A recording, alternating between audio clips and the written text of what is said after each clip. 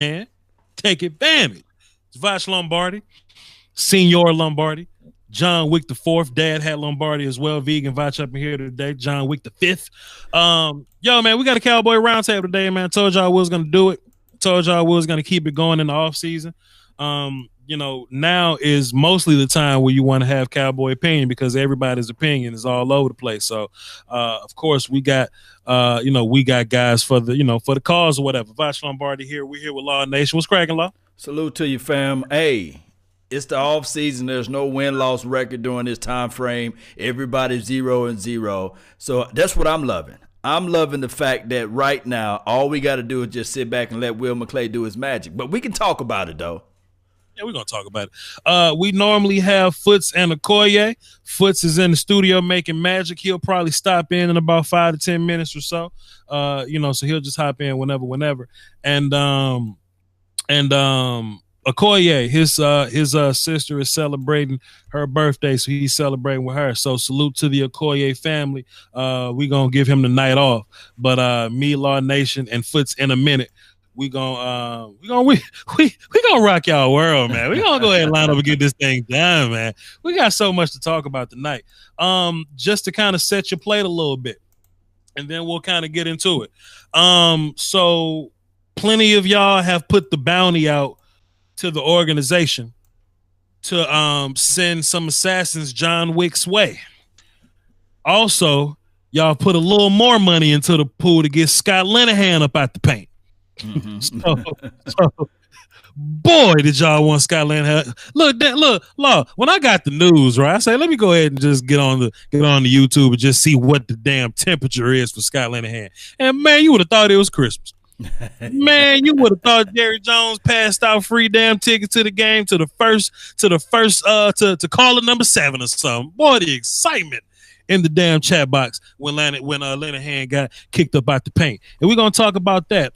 We also got Cowboys free agency we're gonna touch on because it's plenty of guys we gotta pay, plenty of guys we're gonna kick off the bridge as well. Kellen Moore is probably gonna be named the OC at some point. We're going to touch on that. Plus, we got draft, philosophy, draft needs, who you want in the second, third, and fourth rounds. And we'll even get into a few names. I know Law's been watching the highlights with his live crew too, as well. So we'll cross that road when we get there. Law, just wrap up the last 2 weeks or so for the people. What's your thoughts? Well, if I would have told everybody that we was going to win Super Bowl, we're going to win a playoff game. And then on top of that, we was going to go ultimately to L.A. and play there at the beginning when we was 3-5. Nobody would have believed us, right? Especially we was 0-4 during the preseason. And if I ever said that, I would have been crazy, right? They'd be like, "Oh, Law, you crazy."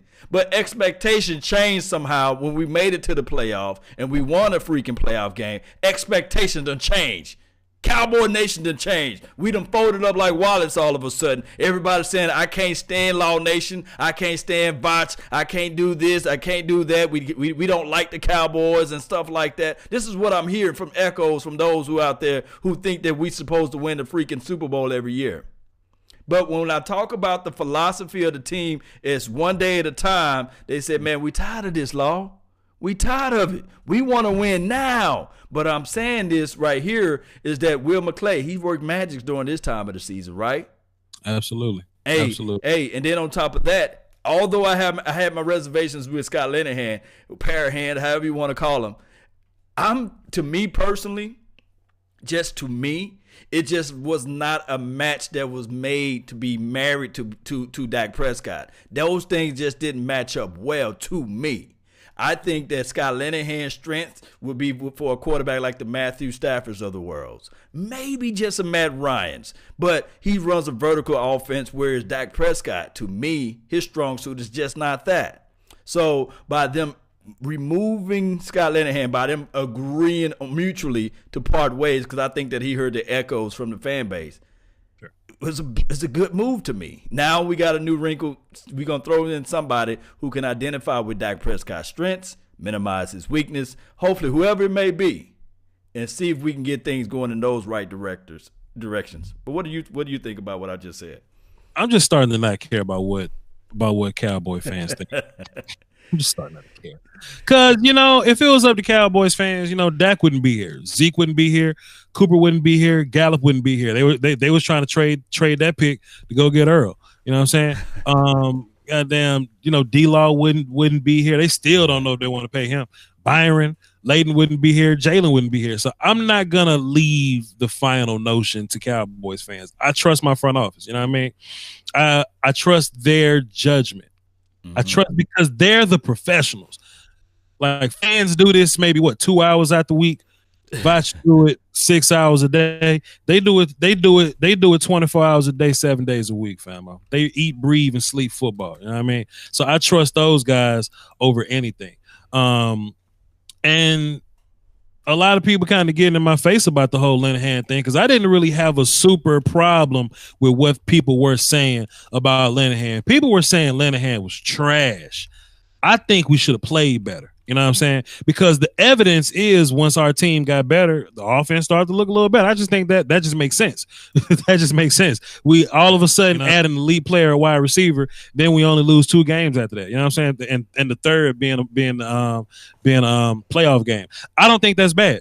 Now, if you wanted to kick Linehan off a bridge to improve, I'm not mad at that. But I want to improve. Some people wanted Linehan to be gone because they wanted him gone. I'm not one of those people. I wanted a improvement. So we'll see if Kellen Moore is that guy. I've watched film on Kellen Moore when he was a Boise State kid years ago. Boise State did some nasty stuff on offense, man. So if Kellen is retaining any of that information, then then we'll see what happens. They thrived on making making simple stuff look complicated. I don't know if everybody in the chat box has gotten a chance to look at my latest Cowboy video I got entitled How Can the Cowboys Be More Creative on Offense? I drew one play, but then I showed it to you 9 different times. You know what I mean? I think the Cowboys are going to have to do a lot of that. Just not so much as change the actual scheme, but change the play call. So instead of running, like heavy right 32, we'll run, shift X motion 32 X keep or something. You know what I mean? Like we'll just change up everything around it, but it'll still be the same concept. Yeah, man. Sticking to a philosophy and just hitting the opposition with that's always will work. To me personally, when I look at what Scott Linehan was calling, it was just for the strong suit of a different type of quarterback. Now they did sprinkle in some things that can help out Dak Prescott towards the latter part of his run there. But like you said, yes, bringing in Amari Cooper helped out tremendously. And let's just go back to what Scott Linehan was working on, right? Sure. With Randy Moss, when he was with the Minnesota Vikings, he was a dominant X receiver. Of course, they had Chris Carter on the opposite side. And then we moving forward with St. Louis Rams. I don't know if those wide receivers were still there, but he basically didn't really have a strong wide receiver core. So who he had out there? They was a little older. You talking about those older Isaac Bruce of the worlds and stuff like that, right? Those cats, they was old. They was like running out there for a paycheck, basically. But when he moved over to the Lions, man, they was nice, right? Yeah. In 2009 to 2013, there was not a wide receiver that's better than a guy named Megatron. There was not an X receiver that's better than him collectively. The guy was just monstering, dogging it out, right? They had Calvin Johnson, Nate Burleson, and Roy Williams, I believe. Right, and it was between that time frame, Roy Williams played so well that he made it to the Pro Bowl, and the Dallas Cowboys gave 2 first-round picks for him, right? Or a first and a third, or something like that. 2 firsts. 2 firsts. So that was Scott Linehan right there, right? We was looking like this is what the staple piece of the offense should be. Now, if we go back into that marriage of Scott Linehan and Jason Garrett, they both trained under Nick Saban, if I'm correct, in 2005 with the Dolphins. So that they part of that Nick Saban tree. So if anybody want to go out there and say, hey, Voch, let's go get Nick Saban. We seeing the products of his kids right now, right? Sure. So, let me ask you this though. Go ahead, talk to me. Because I'm kind of looking at my chat box, and I love to address y'all. Chat box, y'all can pretty much talk all day, and if I see something, I'll hop into it. The chat box, they're alluding to the idea that this offense will turn into a pass first offense, and I kind of got two thoughts on that. I don't think that's going to be the case, because at the end of the day, Zeke is still your horse. Zeke is still going to be your guy. But even if we were a pass first offense, I ain't tripping, because first of all, you can be pass first and still not be vertical. You know what I mean? Like, Dak ain't a gunslinger. You know what I mean? But we can still get the ball to Blake Jarwin. We can still get the ball to Zeke. We can still get the ball to Coop and be a pass first offense. I think teams got to start respecting the pass a little bit more, because when they do, Zeke get the fly. You know what I'm saying? Zeke get the fly. So even if we do start just do more passing concepts, Dak is a little older now, so it's on his plate to improve at that. I'm with it. I don't mind that. I don't mind that at all. We said all offseason before this season that we wanted Dak Prescott to work on what? Stepping up through his throw, passing with better anticipation, reading the defense. That comes with time. People fail to realize, of course, one can argue Troy Aikman get up there and say, oh, accuracy this, accuracy that. But according to the stats and statistics, Dak Prescott is a better passer of the ball than Troy Aikman. If we just want to talk about stats, and I'm not saying that Dak Prescott is accurate than Troy Aikman, but if we just want to talk about stats, if we just put that in a nutshell. So trash Troy Aikman is, but I'm going to kill Troy. Yeah, I think I read a tweet what you said. I care as much as, but no, that was Nate Newton. That was right. Troy Aikman, Nate Newton, Ian Rappaport. I care about what they say as much as I care about what Ja Rule says. Troy Aikman first 3 years were atrocious, terrible, but they built the squad. They built the line. They gave him help. Damn, Troy Aikman looked different. That's anybody. Yes. Get y'all goof ass up out of here, man. Shit. When all these cats went away, when all the talent went away, Troy Aikman head sure did started hurting a little more. Get out of here, man. Yeah, and people was begging for Steve Berline to come out there and play. But that's a story of a different day. So what I'm saying is that this year coming around, I want Dak Prescott, because I saw him step up through his throw better. We saw the improvement of him throwing with anticipation. That Michael Gallup into Amari Cooper. That was nice. Now what we want to see next year, or this year basically, is Dak Prescott beating that 8 and 9 man front with his arm. That's what I want to see. All offseason, I want to just see him consistently beating that look. And man, that's the last hurdle, right or wrong. Because he stopped fumbling the ball. He stopped fumbling the ball towards the latter part of the year. I think we've seen it. I think when Dak kind of hit his rough patch, I think that's when DCs were really starting to figure out who Dak was. And that's how you know who your quarterback really is. When they're young, they come in, they do great, boom. The defenses adjust to them. Now what? And I think what we were witnessing while Cowboys fans were being ungrateful asses, I think we were witnessing defensive coordinators adjusting to Dak Prescott. And what we saw is on the back end of Dak coming out of that, a better quarterback. You know what I'm saying? So what we have now is a quarterback that's still improving. Plus, like the damn film been out on Dak. And if you got a third-year quarterback that can win and be great after the film has been put out on him, after teams have adjusted to him, I think there's a lot of positive things to be said about Dak.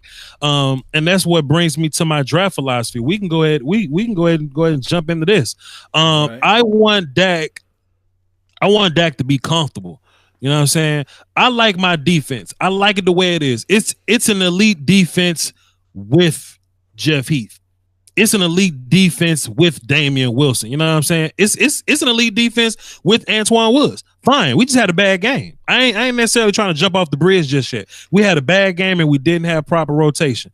Antoine's shoulder was messed up. He had surgery after the offseason. Surgery after the game or whatever. Cool. I get it. I get it now or whatever.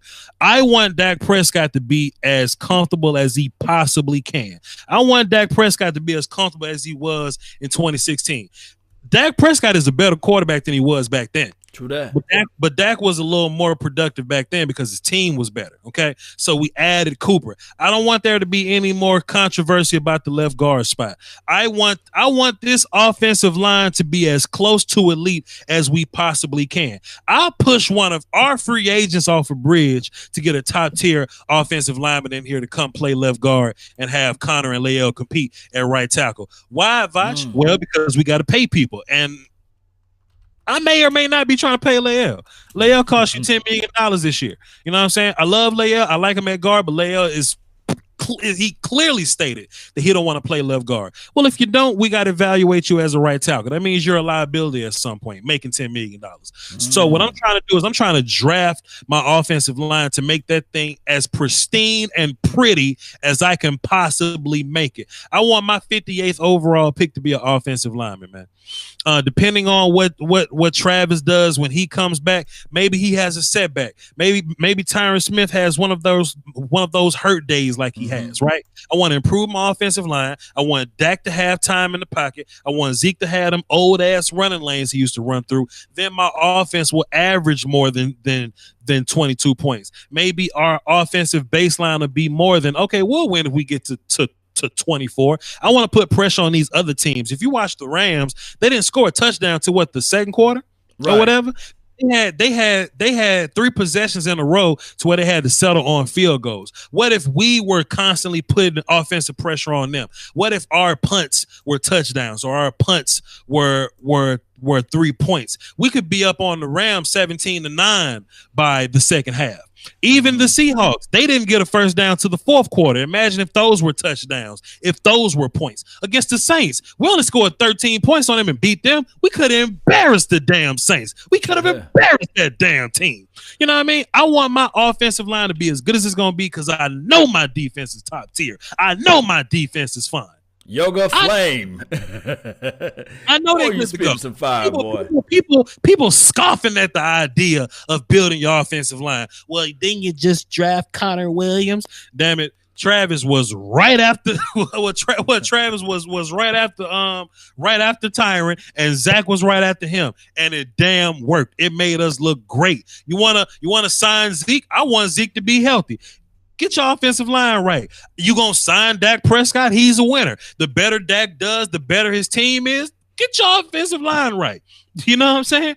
People want to draft a backup running back, a Tariq Cohen type of guy, which you can flex in the ace spot, in the slot spot. Sometimes, you know what I mean. You could do kick return, punt return stuff. I'm with that. Yes. But oh shit, not before I get an offensive line up in here. Dak was the 31st ranked sack quarterback in the league, 32nd in pressure. And we still won a damn playoff game, dog. Y'all listen. This boy spitting fire. I wasn't ready for this, man. God, dog, I need where that water hose at, boy. Look, we didn't do a round table last week. This was on my mind. God damn it. I don't want to take chances with Xavier Su'a-Filo. We were basically saying, oh boy, which was Su'a-Filo. At least you can run around him. You can't run through him. I don't want Snorlax at my damn left guard. I want a gangster at my left guard. And young Connor Williams, the future, out here blocking Aaron Donald, having good games against him, having good games against Fletcher Cox, good games against Grady Jarrett, Jonathan Allen. He's only getting better. You put some pounds on him, you give him a peanut butter sandwich, a steak, and a glass of milk, he'll be big before you know it. Let Connor Williams be great. Let him be fine. I want my line to be great. I'm on this same, what you call this, soapbox? Mm-hmm. I'm on the same soapbox. Last year, I wanted to draft an offensive lineman early. I was a Hernandez, Isaiah Wynn type of guy. That was my energy. We really didn't. We really didn't invest in the offensive line like I wanted us to. I like Leighton Vander Esch. Salute to him. But I want Dak Prescott to not be the 31st ranked sack quarterback in the damn league. That's all I'm saying. Fix my offense. My defense is fine already. Then we'll cross that road whenever we get there. That's my thoughts. Man, I need some water to put on you and Yoga Flame. Dog, everybody that's in the chat box, man, pass the collection plate around. This brother deserve it, man. He putting it down like 4,000 pounds. Now, of course, you better that offensive line, you have a better play collectively with the Dallas Cowboys. Now, this is the thing. We already talked about what I wanted to improve with Dak Prescott. But there's another guy that wears number 24, my favorite number, Cheeto Awuzie. There's nobody in life that can tell me that Cheeto was this close to every pass that was caught on him. Can you name me, Voch, my homie, Voch, can you name me one play that Cheeto Awuzie got burnt on? Just like people was like miles and miles ahead of him. Cheeto don't get burnt. Julio Jones ran past him one time, but Cheeto got recovery speed because he's an athlete. He's a Wakandan warrior. He's a gangster. So, you said Wakanda? I gotta hear it, man. Do you got it? What am I playing? I'm late. I ain't got it. I'm late. But it's all good. Y'all know who you're talking about. But Cheeto was in good position every play. How I look at it, Cheeto really didn't get his 16th game into the middle of the season. You know, he had a little injury last year. It kind of forced Jordan Lewis to play. Anthony Brown played a little bit outside, so we didn't really get Cheeto didn't really get a full rookie season. Mm-hmm. So he still was learning the early parts of last season or whatever. But towards the end of the season, a lot of people would say that Cheeto played better than Byron.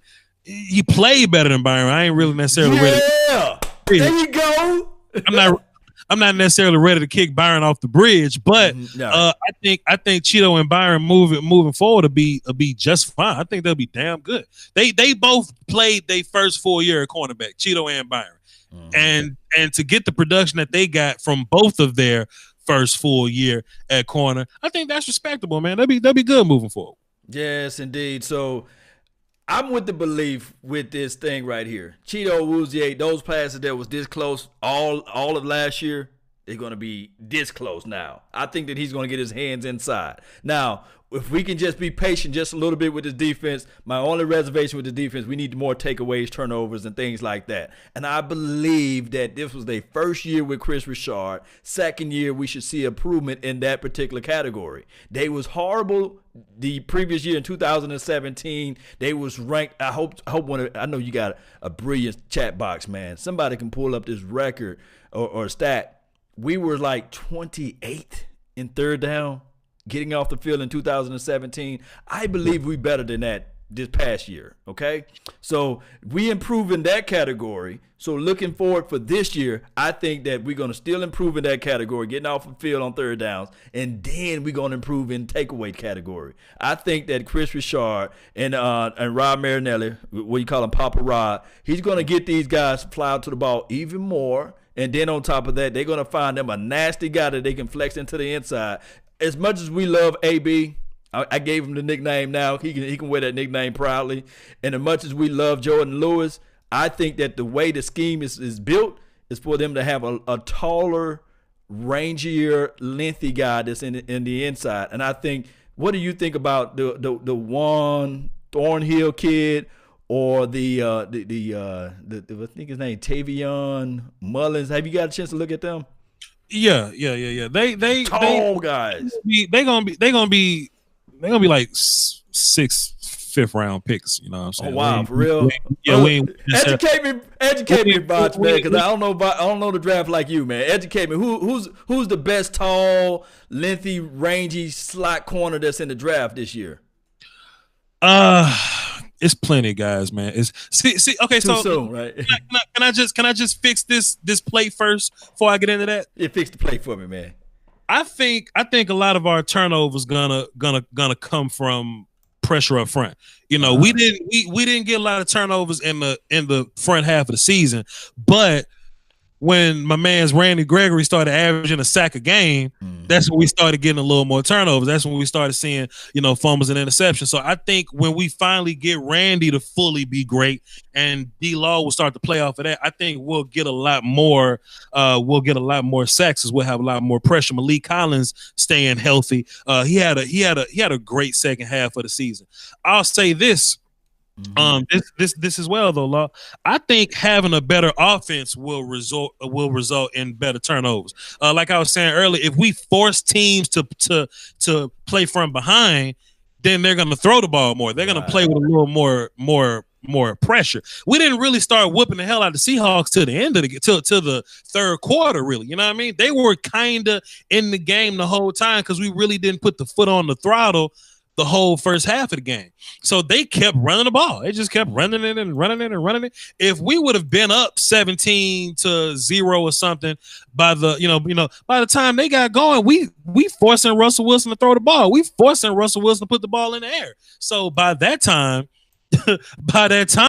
Law Nation, we bound to get an interception or two. We bound to get extra sacks by then. You know what I'm saying? So I don't necessarily think talent is a problem with getting turnovers or whatever. Right, as far as cornerbacks in the draft, Penn State got a kid with a hard ass name, Armani Oluwaseun. Whatever his last name is, he's a Senior Bowl guy. He may be a guy you're looking for.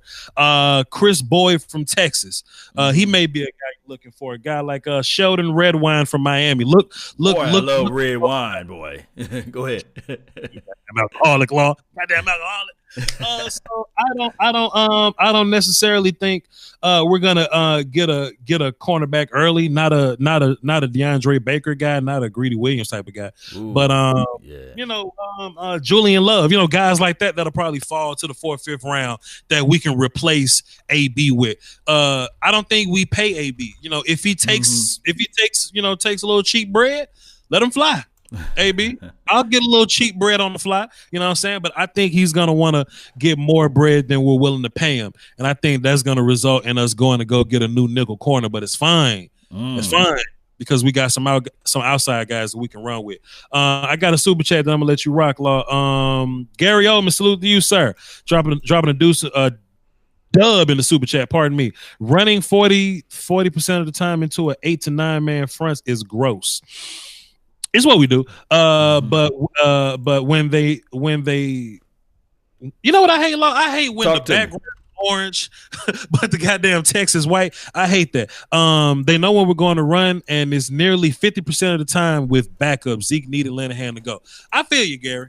I feel you. He's basically saying he hates when we line up in 2 tight ends and we run the ball up A gap. I feel you, Gary, and this goes back to my original point. I think player execution is a thing because New England Patriots did it a bunch Sunday. They did a bunch of 3 tight end, 2 tight end, run it right up A gap type of stuff, and it worked for them. They just blocked the guys up front. I think if our offensive line was better, we'll be able to do that.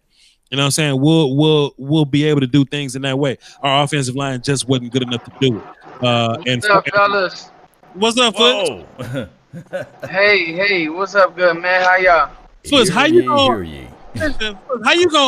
recommend the time, Foots? How you gonna recommend the time, but then be in the studio? But what's going on, bro? Now here's my thing, Voch. We black, right? So nothing start on time. But Voch, don't make me feel. I'm just jump in and listen, and I just because I jumped in at a bad time, so I apologize for that, buddy. It's all good. We were talking about pushing Linehan off a bridge and the upcoming draft philosophy or whatnot. So first of all, how you feel about Linehan being pushed off a bridge? It was time, Voch, and sure. I've kind of taken a step back. I did a video, right, and I'm just taking a step back to kind of just soak in what needs to happen. But the first things first. When you're trying to make a change, and you guys know this, you guys are successful men. So when you're trying to build something, the first thing that you got to do is clear all the baggage, right? And get rid of everything that you just gotta clean that room. If you're trying to renovate a room, everything that was in that joint before got to be gone. And that's Linehan and his energy.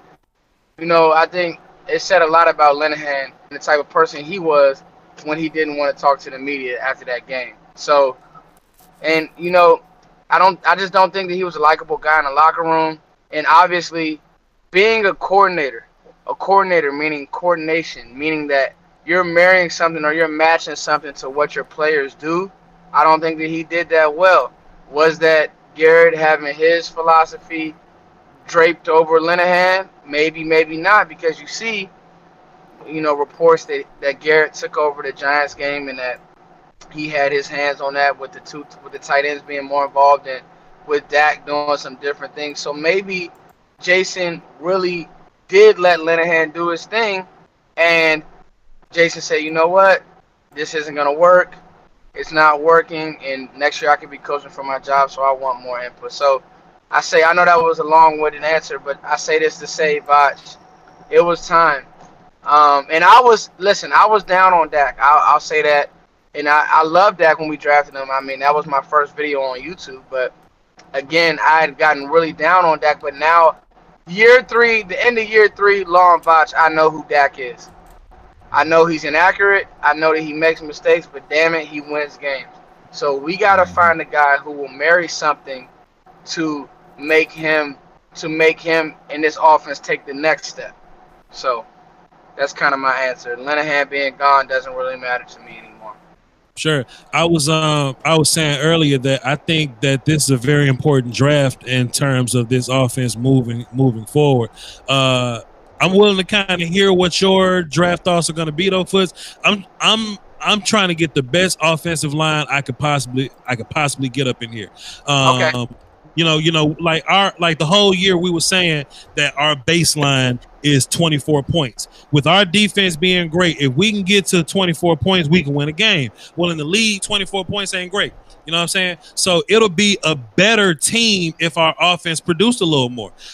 If Dak had 2016 offensive line pass pro, if Zeke had 2016 offensive line run lanes to run through, if we're gonna pay Dak and if we're gonna pay Zeke, I know that this defense can be elite with Jeff Heath. I know that this defense can be elite with Antoine Woods and Damian Wilson. I'm not necessarily running to fix those spots. If you want to add some depth to D-line, I'm with you. But I want to put our premium picks in the offensive line because that's really where we lack the most. That's like Dak. Look, bro, like we added Cooper. We definitely needed talent there. And then we only lost 2 games with him once we had him. And we did all that, won a damn playoff game, and Dak was the 31st most sacked quarterback in the league. I think if we fix that number, the offense will look better as a whole. That was my whole point. What's your thoughts on that? Hey, Foots, before you rock and roll with that, let me know your philosophy, man. And I love philosophizing. You know, Okay. are you a best player available guy, or you a draft by team needs, or you like, hey, whatever's just out there, we do a little mixture of both. Well, let me know, man. Talk to me. Hey, I'm glad that you asked that, Voch. Law, can you guys hear me? Oh, Yeah. Foot's about to go in the room. Foot's about to get a glass of water and go. Yeah. Hey, I love y'all, man, because y'all let me. This is so organic. So Yeah, well, let's rock. I'm glad that you asked that, Law. I am 100% best player available. I will never, and that's obviously you stack your board. So a lot of people don't like. Obviously, if But like what if tags are touching and you need a defensive end, but you're looking at Alexander Madison, or you need an offensive lineman, and you got Alexander Madison. That's a nasty. I'm talking about a nasty running back for the Boise, and I trust me, I got my picks on Boise. But if the tag touches, do you go with the offensive lineman, or do you say I already got Ezekiel Elliott, so I'm gonna pass up on Alexander? Mm-hmm. That's a great question, Law. If tags are touching, then I will. Okay, so if tags are touching, I will go need. If tags are touching, okay, but you have to go. Now, the only way that I will not so because we don't need a quarterback, I'm always gonna go best player available, and I don't care. And that's the good thing about the way the Cowboys are built, because I want to piggyback on you and Voch, but I want to ask you guys: does the offensive line need more pieces, or do we need to shuffle? That's something that we got to ask ourselves as well. Because I'll be honest, I think Lyle's out of position, and we know that Connor Williams is out of position. But that's for another day. That could be a 2-hour conversation right there. Right. Now, to me, and this is strictly to me, my philosophy, Law, will always be, especially because I love the draft. And Bots, that's kind of our thing. And Law, you film, but I just love how drafts are built, and I love all of that stuff. To me, it's 100% best player available, no matter what. I mean, it has to be that, Law. It has to be. Because what happens is if you start reaching, like I'll find somewhere to play a guy. And like you said, so if you have this running back, which I think is a sneaky need, it's a sneaky need. It's a sneaky need, Law, and I got some reasons why. It's a very sneaky need. If you have this running back graded way higher than this lineman who may need development and you're making these projections, I'm drafting a running back in the second round. You have Ezekiel Elliott. Why would you do that? Listen, this offense could use a scat, could use a back that maybe you could put him in a slot. Maybe you could do some things. You can – I don't want – it's getting to the point to where we relied on Zeke so much that our offense didn't look the same without him, right? Yeah. And I mean, without him playing well, rather. So the Rams game, Law, because Zeke couldn't get going, we were handicapped. We were playing left-handed. What if we had a back that we could just dump the ball off to? And I mean, obviously Zeke can do it. But what if we had that back, though? You know what I mean, Voch? Who we could just give a dump to, and he could take it 50 yards to the house. Or he could take it because Zeke is taking such punishment. And that's the other thing, too. As Zeke gets later on, as his career elongates, he's going to take – this guy is taking a lot of punishment. I mean, he just is. So second, third round, yes, I'm looking for a running back. And I know people don't want to hear that. And that's he has the best running back. I know you don't. You don't want that, Kamara. You don't want that. You don't win that way. This is my thing, though. This is my thing. And you don't want to run it back, Vacho. Not saying that, though. Okay. Not saying that. But we got a lot of time to argue. We do. I think we build boards based on needs. You know what I mean? If that makes sense. Like everybody's board, everybody's okay. So look, so if perfect example, right? At the very, very top of the draft, right? It's the Cardinals, then it's the damn 49ers, then it's the Jets. And it's very interesting right there. I think Quinnen Williams is the best player in the damn draft, right? So after Nick Bosa's gone, the 49ers are looking at Josh Allen, the edge guy, and Quinnen Williams, the one tech. Quinnen Williams can fix anybody's front line right now. Hold on, you don't like Bosa? You don't like Bosa early? Bosa went number one. Bosa went just in my mind. Bosa went number one to the I just want to make sure. I just want to make sure that we're on the same page. Got you. But Josh Allen is an elite edge rusher. Quinnen Williams is an elite one tech. If I need an edge rusher more than a one tech, let me look at the two elite players that fit this spot the best, and I'm gonna pick the guy that I need. That's my point. Now, am I saying that if Alvin Kamara drops to the fourth round, do I not take him? No, that doesn't make sense. But what I'm saying is if there's an offensive lineman that's in that same tier of player as him, and I need an offensive lineman, I'm taking an offensive lineman. Because this is what the Giants been messing up for years. The damn Giants have been trashed for years because of this. They have yet to fix their offensive line. They said, hold on, we went got Flowers, I think. They're losing games because they won't fix offensive line correctly, and they won't fix quarterback. Right. Saquon Barkley is a sexy pick. You'll love to have him on your team, but Eli Manning is garbage. Eli Manning is garbage, and they reach for Hernandez, and he don't fit that scheme. You know what I'm saying? So if I'm the Cowboys, Foots, I would love to have a second running back that can play slot receiver, that can kick return and punt return. I would love to have Absolutely. So that's my thing. So watch this, Voch. Sure. And maybe Law put the press on me a little bit. This is a good conversation because it is a good conversation. So, and you know what, Law? Maybe the second round is rich, but my point is I want Cole Beasley, Lance Dunbar, and Tavon Austin all in one. Sure. I want somebody who can do so he has a real role. You see what I'm saying? Sure. Because you're gonna probably lose Cole and Tavon in free agency. Mm-hmm. So get ready. And while waiting, I need a scat back, guys. I need somebody who can take a dump and go. I need a change of pace.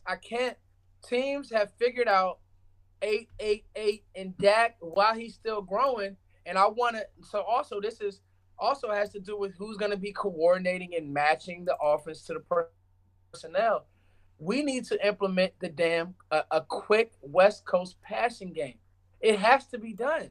Tom Brady has made a 25-year career off 5 and outs. That James White man saved his he saved that first game. Yeah, I totally agree. Drafted another James White in freaking and Sony. I think he fits. I mean, I love it. I think BPA matters 4th round and on. In my personal opinion. But I think you got to treat those first 3 picks with a different type of regard. You know what I mean? Because those picks are premium picks. You know what I'm saying? After a while, 4th round picks look just like 5th round picks. That's why damn day 1 and day 2 takes so long and they just fly through day 3 because everybody got different opinions about day 3. If I can get down Wisconsin kids to be one of my offensive linemen or one of the Oklahoma kids, one of the Ohio State kids, if I get one of those guys, I'm going to go get them because we are one Travis Frederick setback. We are one Tyron Smith going ouch. We are one, man, I'm sick of Lael away from this thing not being as pristine as it could be. I want to fix this offense today. And Foots, part of this too, and you know this, part of this too is knowing your whole draft in general. We're going to run out of offensive line way faster than we're going to run out of scat back. You know that. Absolutely. You know that. So this is the problem though for both of us, all 3 of us. The best the best left guard on our team is La'el Collins. He's the best left guard probably in NFC East. What if he's not? He's the best left guard out there. What if he's not? What if he's not though? Time out real fast. Talk to me. What if he's not though? I think every coaching staff do everything for a reason. Mm-hmm. What if it's something we don't know about Lael? What if it's something we don't know? Lael wanted that bag, fam. He wanted that right tackle money. He wanted that money, man. Look. This is what I can't say. This is what I can't say though, Voch.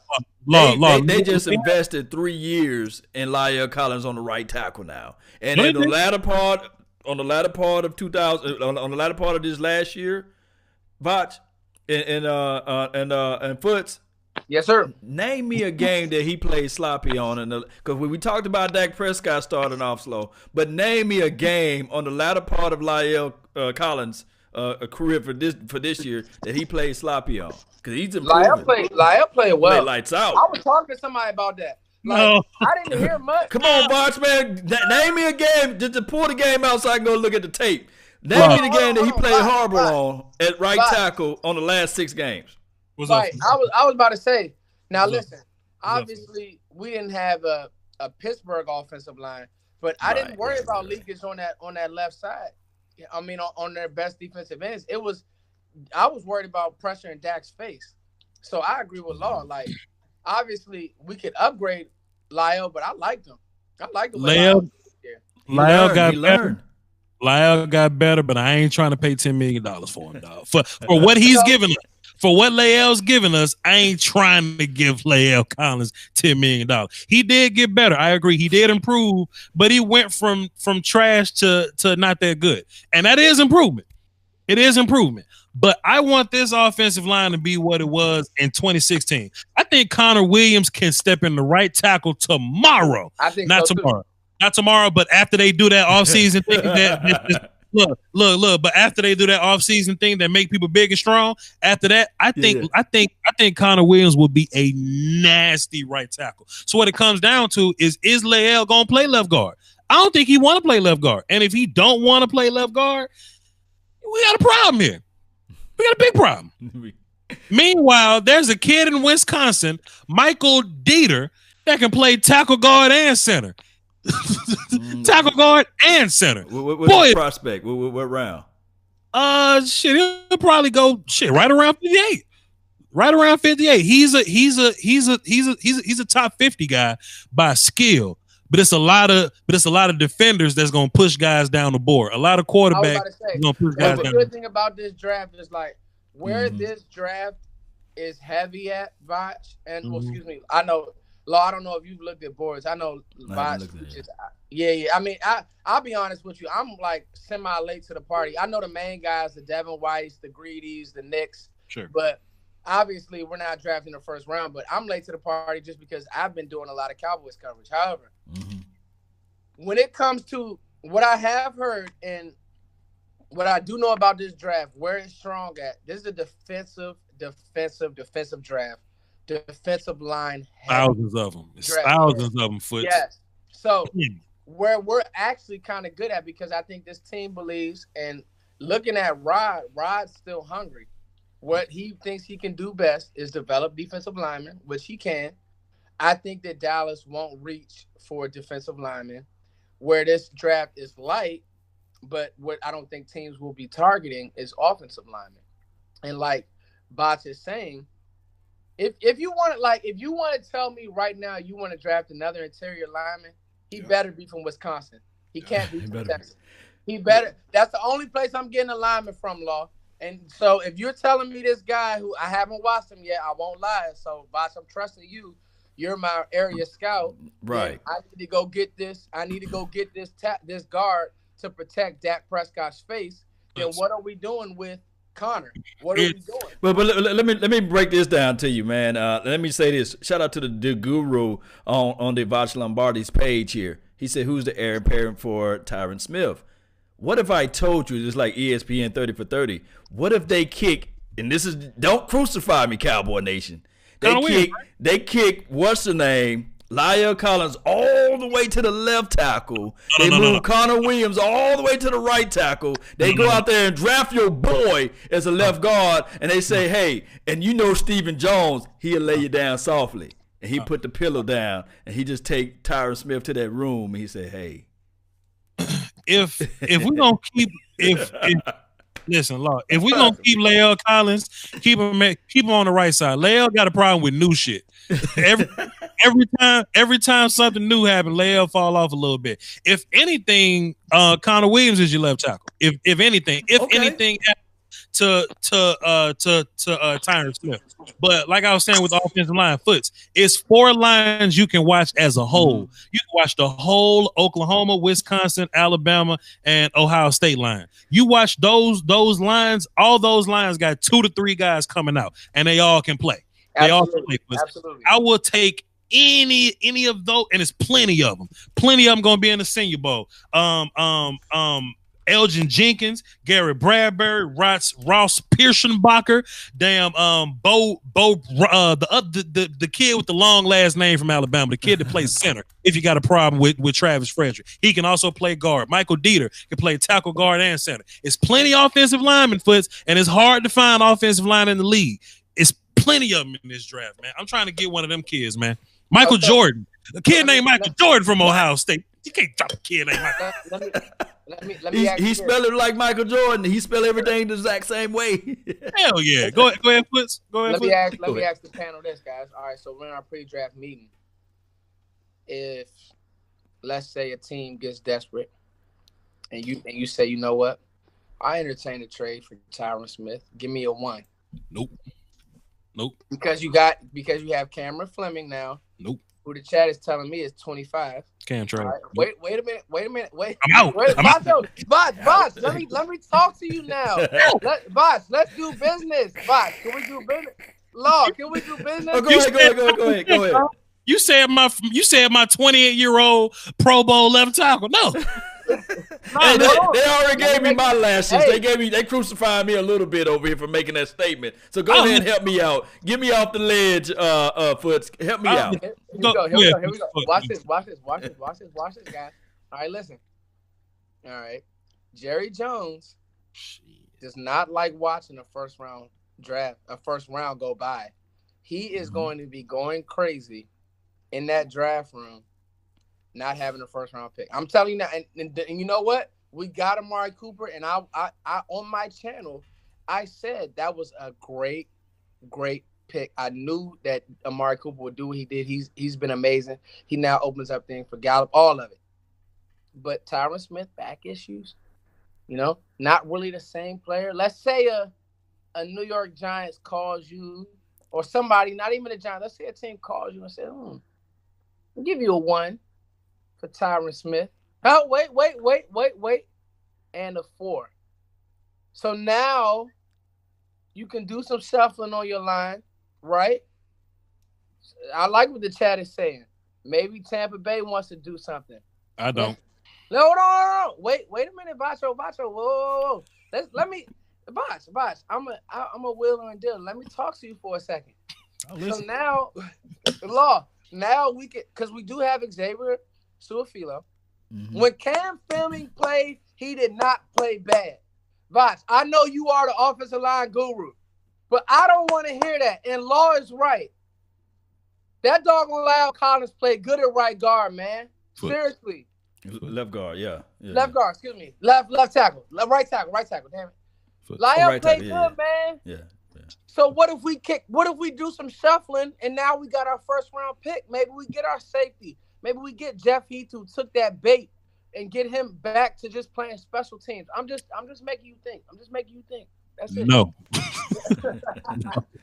I don't want to get rid of my 28-year-old demigod of a left tackle for okay, so even if you had a first round in this draft, okay, I ain't trying to get none of these first rounders in. You're gonna have to give me Quentin Williams. You're gonna have to give me one of them gangsters or whatever. Oh, Voch, I like my safety from Washington. I like give me the name. Taylor Rapp. He cool, but Foots. There, look, I would rather have Tyron Smith and Jeff Heath than damn Taylor Rapp and Cam Fleming. Are you smoking? Foots? Dude. Okay, Foots. So look, I want my offensive line to be elite. You want our O-line to have three guys that say, "Oh, they played pretty good down the stretch." I don't want pretty good down the stretch. I want Dak to not be the 31st ranked sack quarterback no more. That's what I want. Out of the 31st ranked sack quarterback, somebody in the chat box. Go ahead. My bad, fam. Shit, Chaz Green only had one bad game. well, hold on. I think that Byron Bell just tarnished that image, and what we saw out of Cam Fleming, we was like, hey, anything is better than what Byron Bell exhibit. But I think I saw a stat out there, and I can't find it, but it was out there that Tyron Smith gave up the most pressures as it relates to left tackle in the NFC. So I'm not reading pause right now. I'm not reading PFF. I watch film. And, it was from PFF. Yeah. I don't watch them. I see Tyron Smith hold every now and then, but I see Tyron Smith keep people exactly where the hell they at. I see. Okay, so watch this. Everybody in the chat box who calls me crazy, get ready for when the mothership, when they talk about trading Tyron Smith. I don't want none of y'all to come in here and say, "Oh, that's a good idea." All I'm saying is, no, I trust Voch over PFF, Swaggy D. They're not credible. Voch knows his stuff. We all know our stuff. But trust and believe, when you're in these draft rooms, they're having conversations like this. You got to stay younger. You got to flip. Everybody looks at the Patriots when they trade somebody who's just about to be done, and they flip them for a one. They do it all the time. They do it all the time. Am I lying, Voch? Give me that. The Patriots do it all the time. You not lying, but we ain't them. You ain't lying, but we ain't them, and we ain't got. No, I agree. I'm just saying. And the only reason why we not like the Patriots, I think that the other teams be looking at Jerry, be like, he got something slick up his sleeve. We ain't gonna give him that. No, they asking for a first. No, we ain't gonna give him that. They asking for a second. No, we ain't gonna give him that. We ain't gonna be on the headline news. So let me ask y'all this, just real quick. Jerry Jones sitting and watching that first round. Trust me. All right, that's all I'm saying. He does not want to watch that first round just go by. So, but this is the thing. He may not watch that first round go by, but let me just pull up this right quick. I'm looking at these free agencies. You know, the free agent is right before the draft. So what Jerry might do, he might say, okay, there's a what we need. Defensive tackle. There's a Sheldon Richardson's out there. There's a Trent Brown out there, offensive tackle. There's a Landon Collins out there. There's some big name guys that they might go out there. A D Ford, although I don't think he'd fit for a 4-3. There's a Le'Veon Bell. There's a Kareem Hunt. There's a Frank Clark. So there's people out there that Jerry Jones can finesse that thing and still make headline news before this draft begins. Law, you know that ain't us, dog. And you know we got a lot of people we got to pay already. That's going to be our headline. That's going to be our headline, signing D-Law. Foots, Yo, Foots, let me say this. I feel you on trying to move around, trying to make things shake, bro. But I ain't necessarily trying to give up anything to go get something else, especially not in this draft. And Foots, you being draft guy, you understand the sentence I'm about to say, because it may not make sense to both, but to most. But you could be more excited about your second and third round picks than your first round pick. Because with your first round pick, you may be in a situation where you may not want to draft somebody that's there. You know what I mean? But you feel good about the value you got in the second and third. We got Connor in the second and Gallup in the third. You know what I'm saying? What I don't want to do is I don't want to give up a piece I'm sure about. If Tyron Smith is on this team, he's our starting left tackle. There's no question mark about it. Ain't no competition. If we trade him, we got another question mark. I don't want to add question marks. You see what I'm saying? Damn, Voch, you're a genius, man. You just recalled my mind, because me and Foots, we was happy about Xavier Woods. We was happy about Jordan Lewis. We was okay with Taco. So you're right. Voch, damn, you smart, man. Well, here's the deal. Here's the deal too. I think that a lot of Cowboys fans have to understand how the draft works and exactly what Voch is saying. There's only 20 first-round grades in every draft. Like 20 guys who you're gonna plug. Thank God Leighton Vander Esch was one of those guys who you could literally plug, play, and come in and just make plays. I mean, you're talking about a lot of people don't realize just the strength, like we saw this year with Connor Williams. The strength, more or less, this is really a grown man sport. So just the strength that you have to play with, a lot of these guys really don't just come in and have the NFL strength, let alone being able to manage a playbook, being able to play fast, being able to play and not think. So I agree with you there, Voch.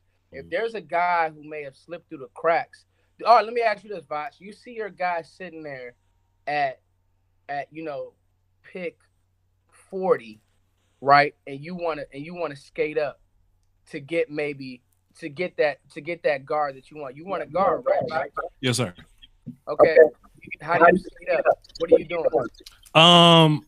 Foots don't want to, man. Foots don't, because I think I like so many guards this draft. Think about this, like even last year, right? We was thinking about trading up to go get Derwin James or something. Like would you give up Michael Gallup to go get Derwin James over Vander Esch? Yeah. I'm like, I wouldn't. You know what I'm saying? I think I wouldn't. I think, and I love Derwin James. I think this team is so good at drafting.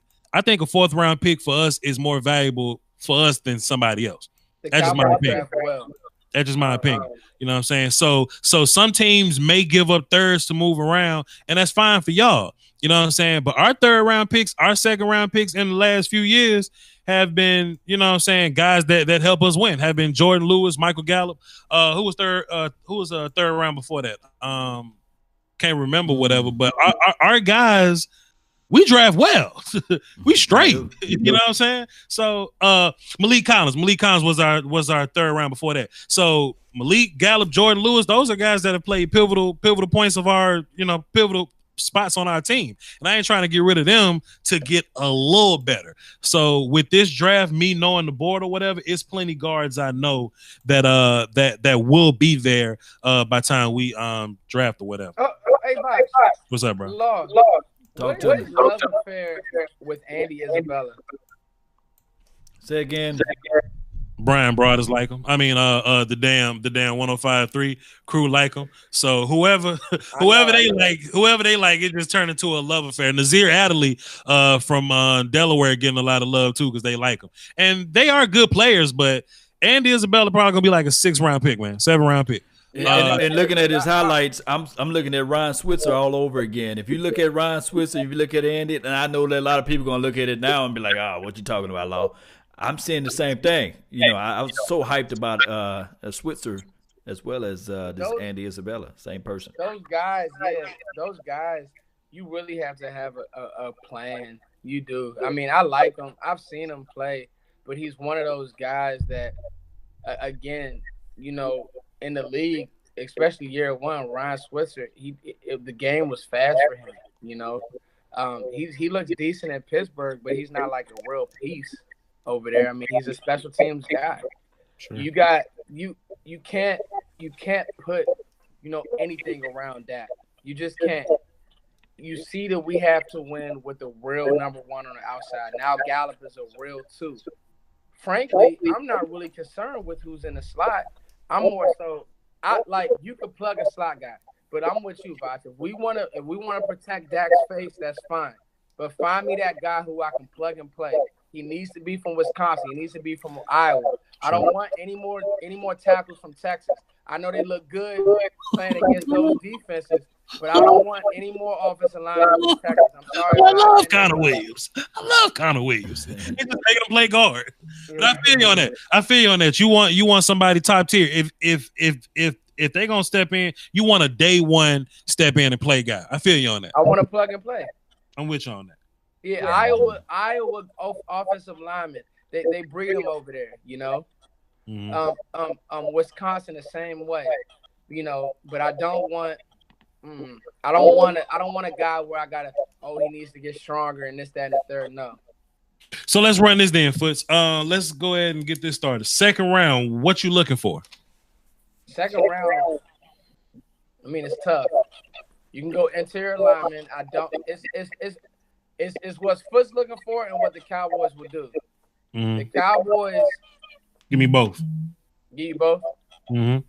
I like this TJ Hawkinson. I don't know if he'll be there. He's going to be gone. He'll be gone, Voch. That's who I want. Cowboys fans, get ready. You talking about Jason Witten, who can jump, who can freaking block, mm-hmm. who will stone you. I mean, he's a football player. I like him better than Noah Fant. I'm serious. Just because he's more well-rounded, Voch. What do you think? He's absolutely more well-rounded. See, thing about Noah Fant is that he's gonna run faster than everybody else, and that's you can definitely use that too. But what we do, we definitely need a guy that can block. And TJ can run. TJ can run. He just ain't gonna run faster than everybody. TJ can catch. He's also football smart with his option routes too, though. Foots. You know how Jason Witten was a master at that little hitch option joint that he does that always got the little first down option or whatever, that little mm-hmm. thing. TJ's good at those type of plays, and we see guys like Blake Jarwin kind of miss on that or make the wrong read. Swaim has made the wrong read. Hell, Rico then got Rico that had the ball thrown to him and he wasn't even looking. You know what I'm saying? But TJ is a smart football player, and I think he's a Garrett guy too, football smart. So well, I like. What about Jay Sternberger? That guy and Irv Smith. No. See, all right. Here's the problem with both of those guys. Uh-huh. Here's the problem with both of them. I like TJ for one reason, and I think Voch hit it on the head.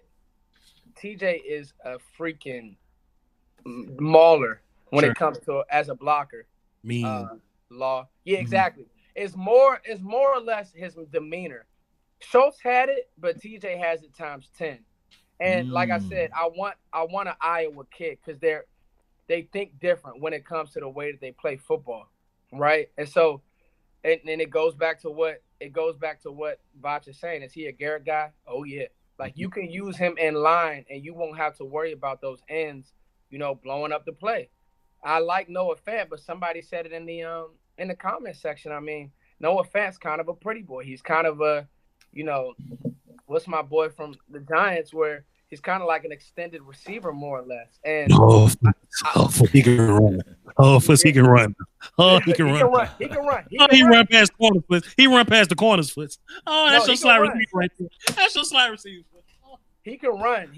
But my biggest thing is, again, I'm looking for it because the thing I like about TJ is while he can play in line, he's not lost as a receiver. Like he still has some wiggle as a receiver, and he could jump. He's not as fast as Noah Fant.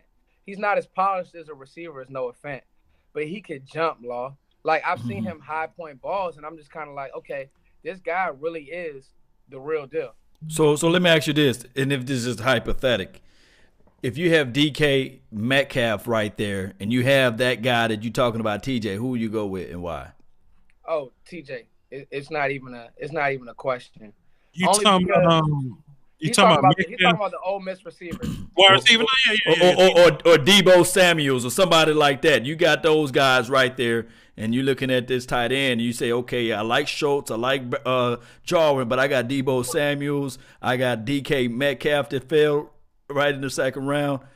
See, Law, let me say okay, so hold on, let me say this. Hockenson is a first round pick. Yeah, Samuels and Metcalf have fan bases that kind of hype them up. Yeah, they're not ready. It ain't the same. Yeah, they're not. Okay. Yeah, especially like with their route running and them being able to get off an NFL jam and really being able to separate and footwork wise, it's not even comparable. Again, I'm looking for somebody. That's where, you know what? He's already better than Dalton Schultz and Jarwin because he's more polished. And that's where if he falls a little bit, maybe I will pull the trigger on this player. I mean, I'm serious. I will go to war for TJ Hockenson. I'm serious. He jumps to me, Voch. That's my pet cat, Law. He jumps off film to me because I don't have to put him in the weight room. Again, I'm gonna look him up tonight. TJ, what's his name? TJ Hockenson. Hockenson. I'm looking him up. Voch know about him. Voch like him. I know he do. He don't like him more than Noah. Now you know. I'm not gonna ask Voch this question. I'm gonna ask you. What's his comparable? Who is his comparable? I hate comparisons. I know Voch. He don't do comparable. Okay, I got one. George Kittle. And watch this. People really? aren't gonna like this. People aren't gonna like this. George Kittle. People aren't gonna like this, but he is a shorter. And get ready for this. Do not jump off the screen. But he's a shorter Gronk. Because he's a shorter Gronk. And I'm going to tell you why. People who have really paid attention to the Patriots this year, the Patriots have used Gronk more as an inline blocker. Sure. And as a really, you know what I mean, Voch? He's a shorter Gronk, TJ Hockenson. What's his height? Right now. What's his measurables? What's his height? Somebody put that in the chat box. 6'4"? He's 6'4". Yeah. Okay. He's 6'4". He's a great player, man. He really is. Fantastic. If you look at Mel Kiper's mock draft, Fant wasn't even a first round pick, but Hockenson went like 17 or something. And I get it.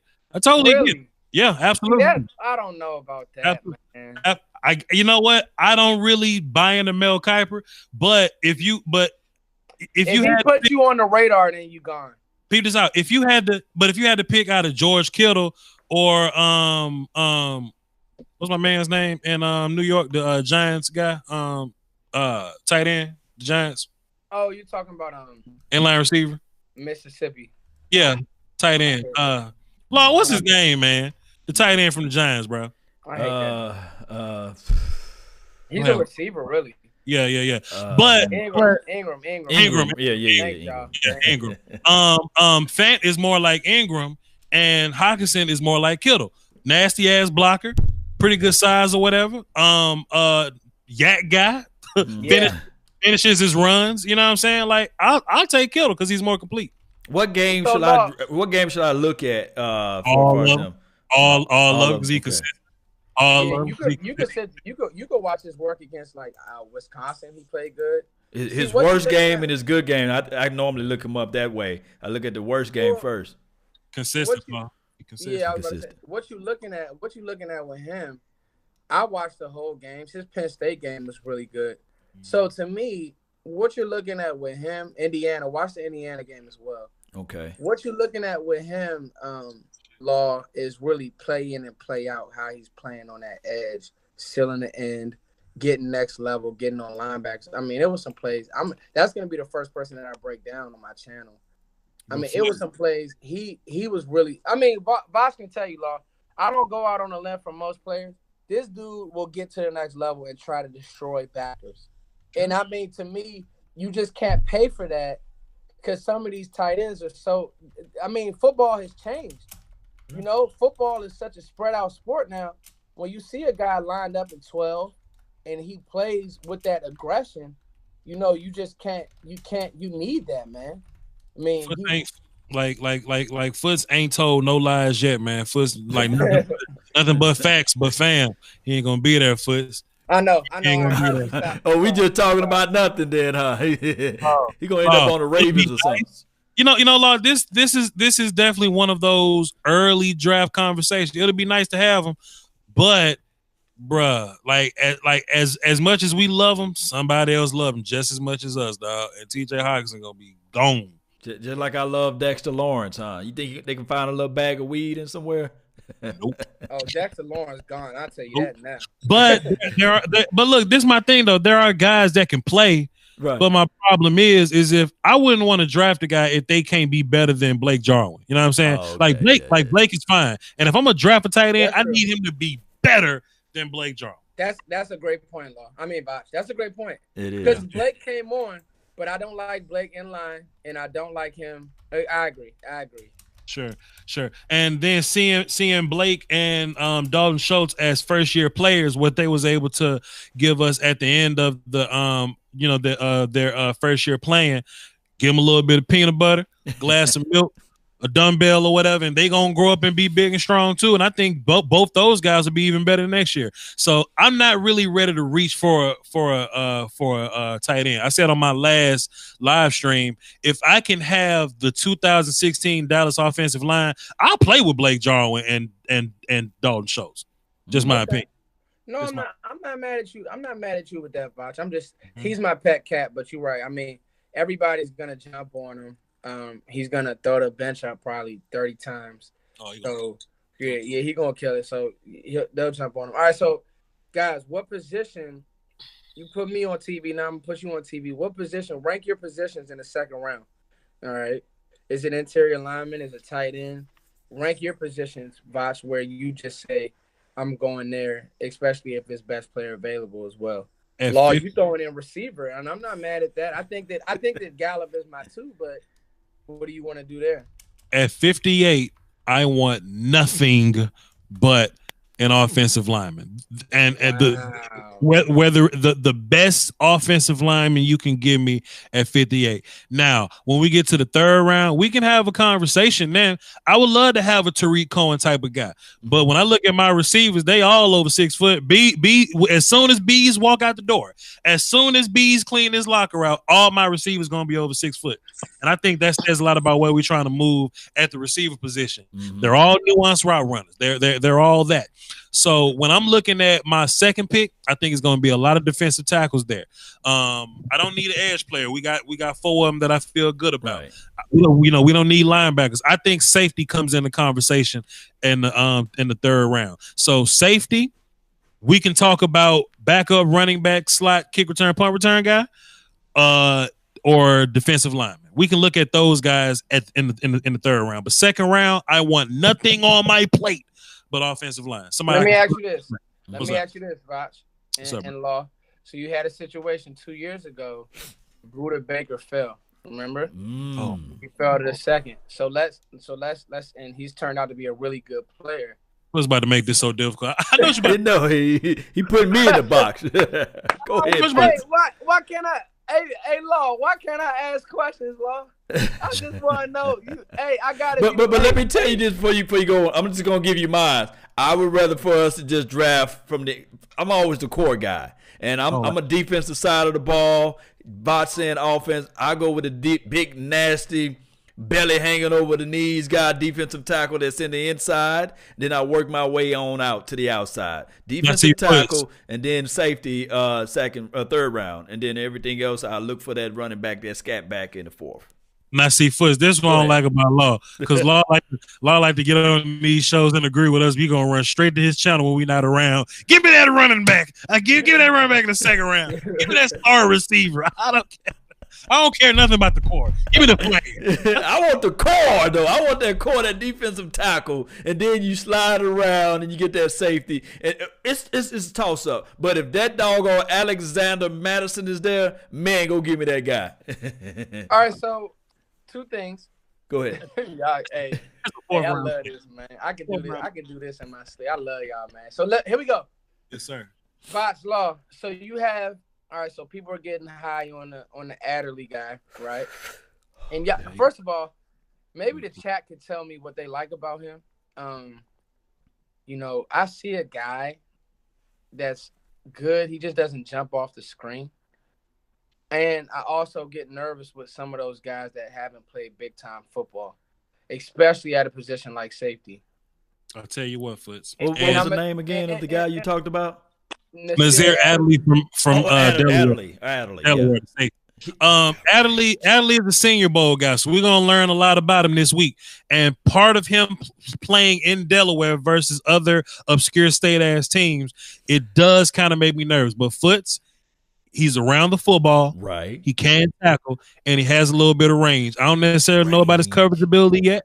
I don't have a good idea about his IQ, but he has a great instinct. There's a difference between IQ and instinct. He may not be able to see it, but sometimes these DBs that can feel their way around the ball or whatever. I think Adderley has a natural feel himself around the ball. Plus, he's a nasty player, and he can kind of kick return a little bit. Yeah. So I'm not ready to just flat out say he's the best safety yet. There's a kid in Alabama that can play his ass off at safety. All I'm saying, I like Deontay Thompson. I was about to say. Absolutely. I'm just saying, as far as Adderley, we're gonna get a lot of answers about him this week at the Senior Bowl. It's a lot of talent there. I like him though. If I can get him in the third, I'm running to go get him. Me too. I'm running down there too. Well, I see a guy that can run. And I've seen some things, but I just get worried with these small school guys, and you're just playing.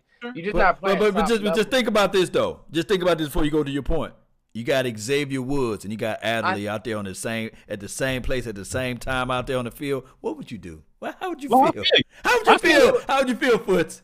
It would be beautiful. And watch this, Law. Xavier Woods was a semi-small school guy. I mean, Louisiana Tech isn't a big school. So and Xavier Woods has looked decent in the NFL. I mean, he really has. To me, I'm gonna go Taylor Rapp over Adderley, but that's me because when you talk about IQ, I mean, you listen to Chris Peterson talk about one of the smartest players he's ever had on his team. Sure. I mean, and this is also a guy where you can legit watch him go guard a slot receiver and erase a slot receiver. So I'm a Taylor Rapp fan myself. You got to spell it out for me so I can look him up. Washington. Taylor Rapp. Washington. Washington. Taylor Rapp. RAPP. From he has it's WR. WR. No. It's RAPP. Yep. RAPP. Okay, that's how you spell it. Okay, I'm gonna look him up tonight. Y'all helping me out, boy. Y'all don't watch the 4-Letter Network. I just need to come right here and listen to you guys, man. Go ahead. Oh yeah, man. I mean the draft. I like Juan. Thornhill. Nice little player from Virginia. Yeah. Mm-hmm. He's really good in coverage. I mean, to me, now. I like what somebody's saying about Bryce Love in the second round. That made my back itch. I can't listen to that. I can't listen to Bryce Love. I thought he committed to go back to school. Bryce Love is a senior, but he tore his ACL or something like that. He hurt or something. But this is the problem. Bryce Love had a monster junior year, and he should have came out. But he decided to go back to school, and he got hurt, and now that whole thing happened. Hold on. Let me get Gregory Castillo together real quick. So, and I'm not coming at you, but Bryce Love's talent. Bryce Love has first round talent. Sure. Don't get that mistaken.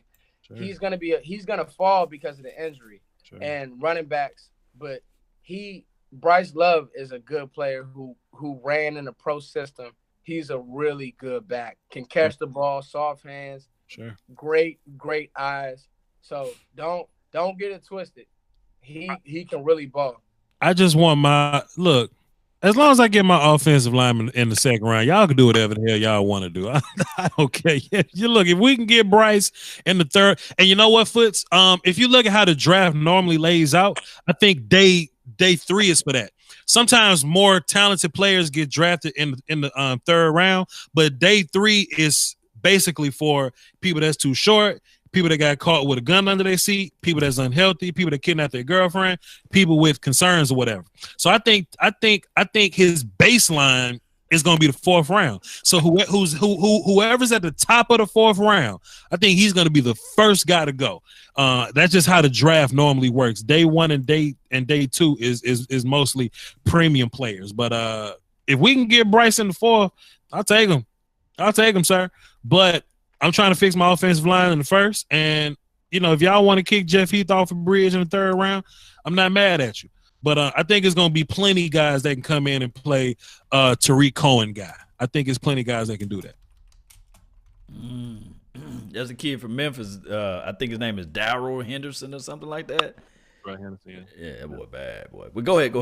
That's like a Tyreek kid. See, Law, and this is why you need me and Fuss, because these people will jump in your chat box and they'll have you watching these highlights on these 6th-round guys. You be like, yeah, I take him in the 3rd. Yeah, you got it. Yeah. That boy fast though. I don't care what I saw. I said, look at. I know it was highlights because I really I don't have time, so that's why I really got to dive deep this week, and then I got to really look at the Senior Bowl, like you said, and the Combine. That's where I get all my material from. I'm just looking at the highlights this time. What I do is, we got to also understand that the Cowboys, especially with that second round pick.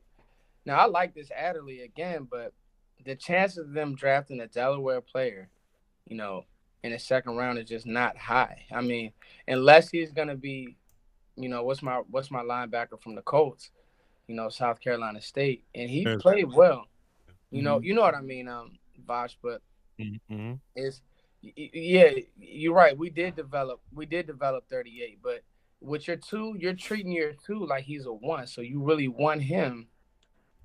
You want him to develop. You want him to come in. You want him to come in ready. Mm-hmm. Sure. You need to hit. You got to now, because you don't have a 1. You got to hit on this too. Let me say this in the chat box.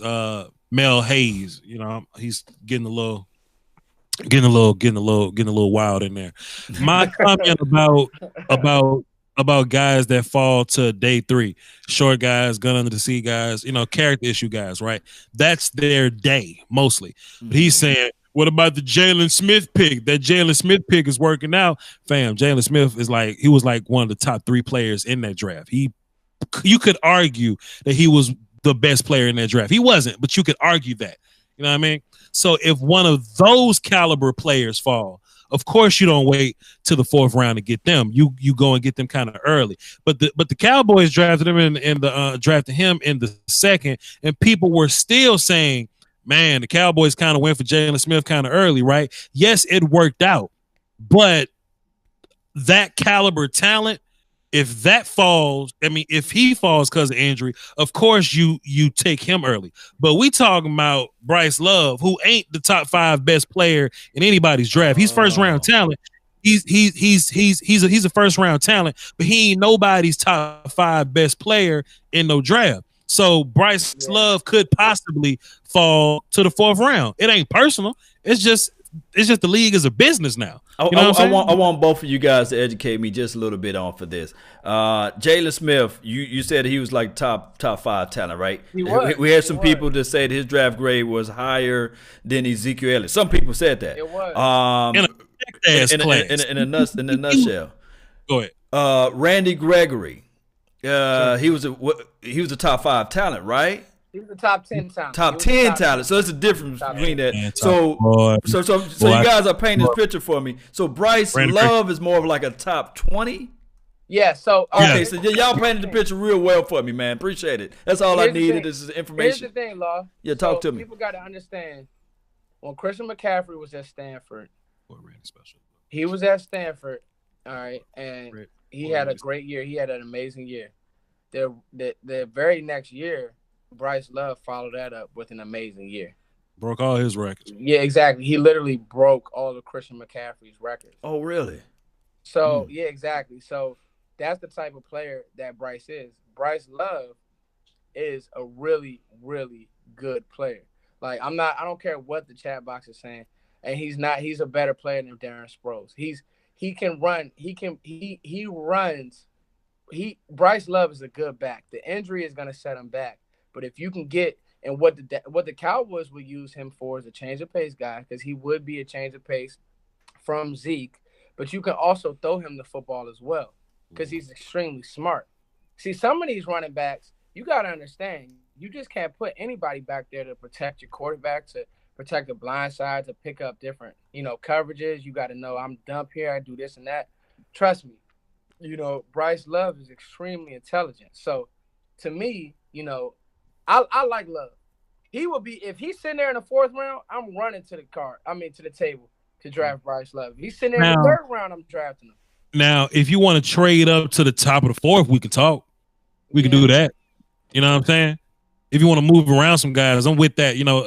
Assuming that we have some comp picks maybe or something like that, I'll move around day 3.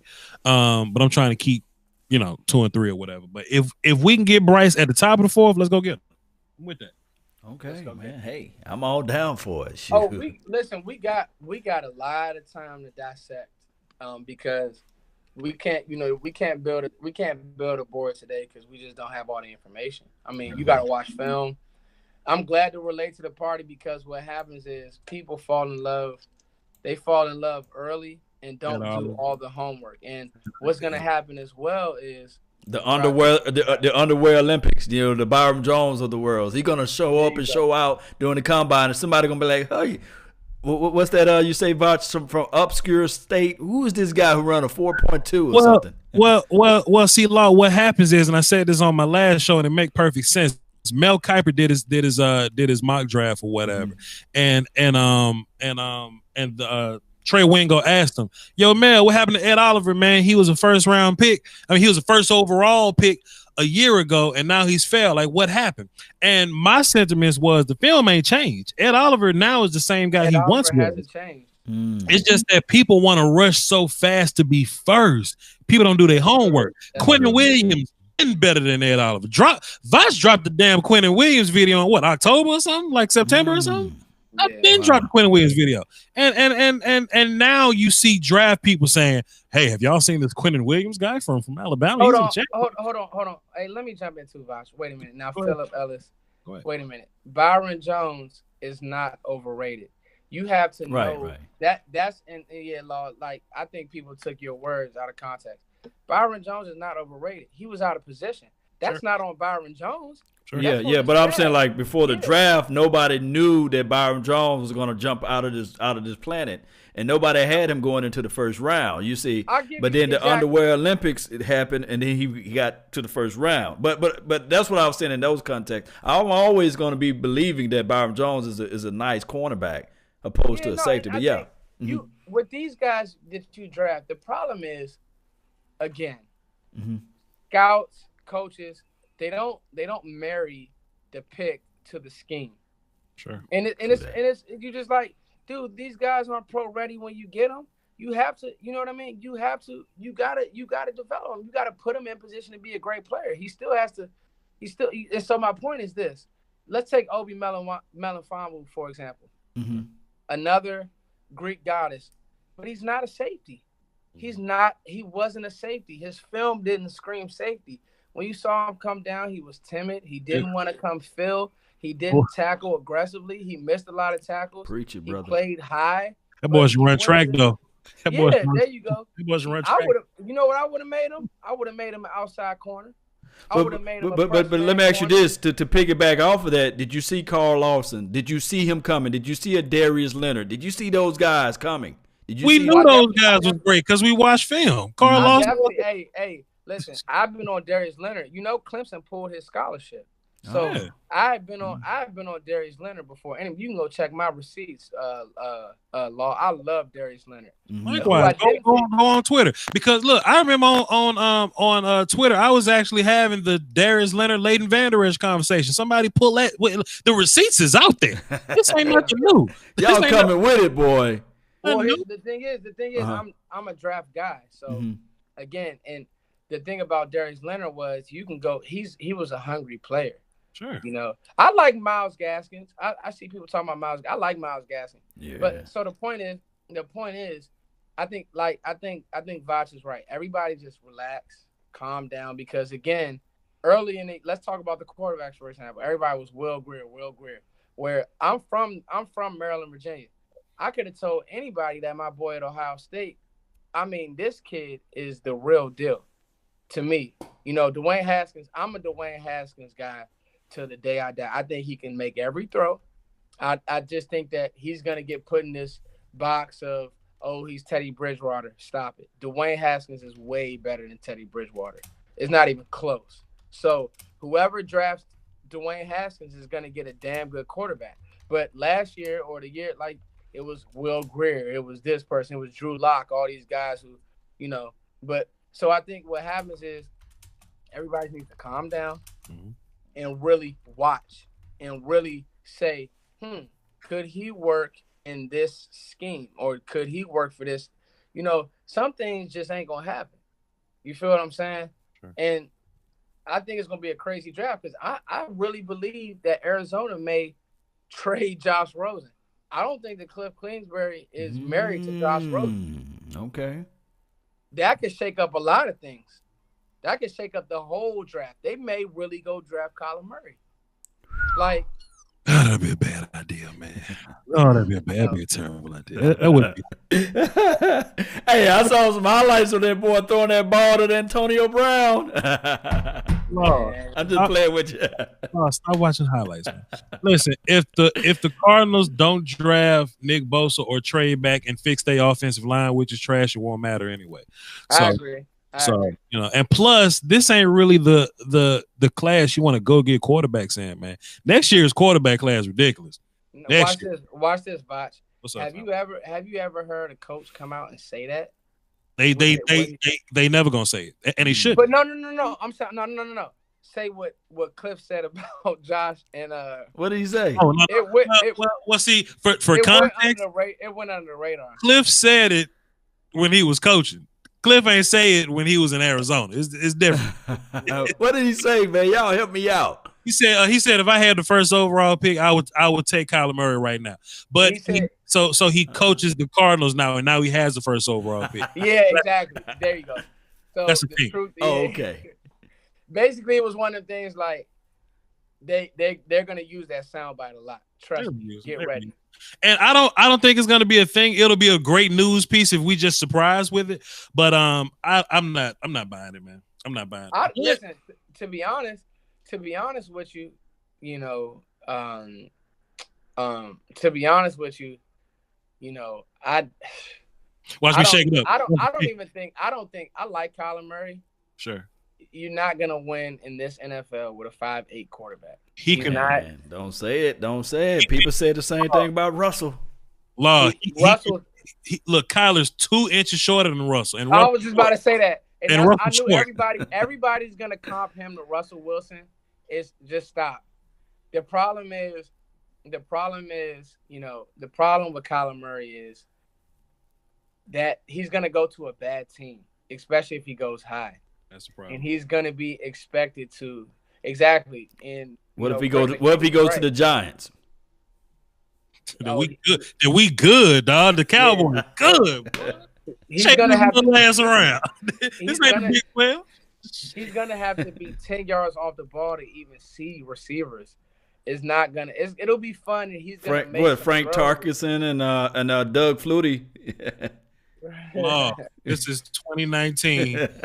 These damn alien ass defenders. Ed Oliver going show up and run a 4 like a 4.7, like a 4.8. Rashawn Gary gonna run a 4.8. Okay. Good luck to you. And he almost 290. Good luck to you. These aliens gonna start chasing. And look, it ain't even the sacks that's gonna kill them. People get hit more than they get sacked. True, that's what's gonna kill them. Like everybody talking about well, Baker Mayfield, he is 2 inches shorter and 25 pounds smaller than Baker. Quit it. Wow. Yeah. He's 180. He's 5'8", 180. He's a little bit. Yeah, around this time of year, people can't you can't take those measurements, dude. Like, I know people so I got a buddy who trains out here in Forestville, Maryland, and he's committed to Oklahoma, and he told me, like, Kyler Murray is small. Like, he is small to the point where it's like when you see some of these D linemen, it's just not gonna work. I mean, just imagine getting hit, and you want him to put on healthy weight, man. again, it's not gonna, you know. Boy, Kyle need to go get that $33 million guaranteed. Just quit playing, dog. Just get out of here. Hell, what else? That's about it. What else we got? Y'all got any early pet cats? I ain't really got none so far, but everybody go watch TJ Hawkinson. Come back sure. to me, okay? That's my pet cat. Who's yours, Voch? And I'll go watch. There's a kid named Gerald. Already. There's a kid named. Well, first of all, I can't count Quentin Williams as one of my pet cat because he's the best. But boy, Quentin Williams is great. But if I could be a little more, whatever. There's a cat named Gerald Willis. He was originally a Florida commit, but he got in trouble and he went to some small ass school and now he's playing at the University of Miami. Senior Bowl guy. I think he's gonna whoop everybody's ass when he once he gets there. 3 tech, and he could be at 58. So y'all go out there and check him out. Let me go look at the Senior Bowl roster just to freshen up. Oh, it's gonna be. Let me. I just happen to have a clipboard with a lot of. Y'all give us some cheat notes, man. Who should we have an eye on the Senior Bowl? Who we should pay a special attention to? And I'll be more than willing to deep dive into that. So let me know, Voch and Foots. So you want to just focus on Senior Bowl, or like you want to keep this like Cowboys centric? Because I can do both. Just do both, because I still want to know, just in case the damn Redskins or the Giants pick up the person, or the Eagles, and I'll be like, dang, this guy got this type of traits. Well, the Redskins are looking at quarterback, so okay. Well, they have to draft a quarterback. They can't move any farther without drafting a quarterback. So, well, if you look at quarterbacks, the first 2 guys are Haskins and Murray, so they're not going to be here. But every other guy that you have questions about, whether it be Daniel Jones from Duke, Will Grier from West Virginia, Drew Lock, Missouri, Jarrett Stidham from Auburn, Ryan Finley, North Carolina State, Tyree Jackson, Buffalo, Gardner Minshew, who I really like from Washington State, and Trace McSorley from Penn State. All those guys going to be in the conversation. They're all big name guys, but they're all guys that got something to prove. So we're gonna have to learn a lot about them in the process. Michigan got a running back coming out, Karan Higdon from Michigan. I know Foots know him. Yeah, he's a good player. Yeah, he's basically one of the big names though. Go ahead, Foots. If you're looking at a quarterback, I like this Daniel Jones. I like the Duke quarterback. Yeah, from Duke, he can play. Yeah, he can play. And Jarrett Stidham's not a bad guy. I mean, he's okay. Will Grier may go light it up. He's gonna be one of the bigger names. Sure. Drew Lock, okay. I mean? Yeah, definitely. Drew Lock. Yeah, so I mean, this Senior Bowl is going to be interesting now. All right. And when do they start practice? Tomorrow? Tomorrow, and Voch going to be covering the whole thing. Tune in. Mm-hmm. As far as receivers go, Penny Hart from Georgia State, Andy Isabella from UMass, Debo Samuel, South Carolina. People really like him. He has a big fan base behind him. Don't fall for the smoke though. David Sills from West Virginia, Anthony Johnson from Buffalo. All those some guys I really like. No real big name tight ends for real. None of the guys that we called out. But offensive line, I need everybody to get their notepad out for offensive line. Let me get my notepad. I got it out already. Go ahead. Andre Dillon from Washington State. That dude can play. Left tackle from Washington State. That kid can play. Max Sharping from Northern Illinois. He can play. Titus Howard from Alabama State. His big ass can go out there if he get his feet right. He can play. Michael Dieter, the kid from Wisconsin. Keep eyes on him. He got games at tackle, guard, and center. Not just like one game at center. I think he's played whole seasons here. He's a senior. He's played 4 years. Hadn't missed any games. Healthy guy. Played guard, tackle, and center. Look out for him. Bo Benchwall. That's funny ass last name. Just put Beau Benz and just let the damn Google search help you out the rest of the way. He's another Wisconsin kid that Foots kind of wants to come in and play day one. Both those Wisconsin kids, Michael Dieter, Bo Benchwall, both of them can play. Looking at center, Elgin Jenkins from Mississippi State. Nasty. Just in case you got reservations about Travis Frederick, he can come in and play for you.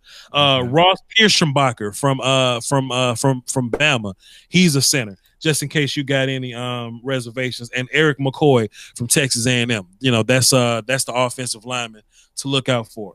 Yeah, I mean, hey guys, your boy, you know, Nasir Adderley will be there. So Nazir Adderley, guys like